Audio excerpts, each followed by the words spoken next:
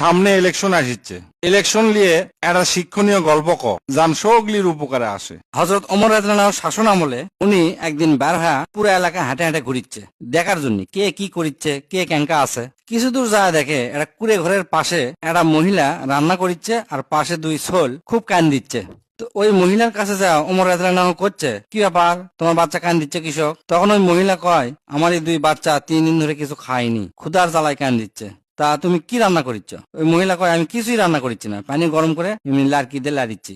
এই বাচ্চারা যান মনে করে কিছু রান্না হচ্ছে, রান্না শেষ হলে খামো, এই কানতে কানতে যান ঘুমে যায়। তারপর ওই মহিলা কয়, কাল হাসরের ময়দানে আল্লাহর কাছে ওমরের নামে আমি বিচার দেবো। ওমর আমাকে দায়িত্ব লিছে, কিন্তু আমরা ক্যাঙ্কে আছি, খায়া আছি না না খায়া আছি কোনো খোঁজ খবর লাই না। এই কথা শোনার সাথে সাথে ওমর রাদিয়াল্লাহু খাড়া হয়ে গেল, ছুটে চলে গেল তার যে সরকারি গুডাউন আছে সেই জায়গা থেকে কিছু আটা, ময়দা, তেল, নুন যা যা লাগে বস্তাত করে ভরে বস্তার লিজেই ঘাড়ের ওপর তুললো। বস্তার লিজেই ঘাড়ত লেওয়া দেখে প্রহরী করছে, বস্তাটা আমার ঘাড়ত দেন। না, এই বস্তা আমি ঘাড়ত লিমু। কাল হাসরের ময়দানে যখন আমাকে আল্লাহ জিজ্ঞেস করবি তখন কি এই বোঝা তোমার ঘাড়ত লিবা?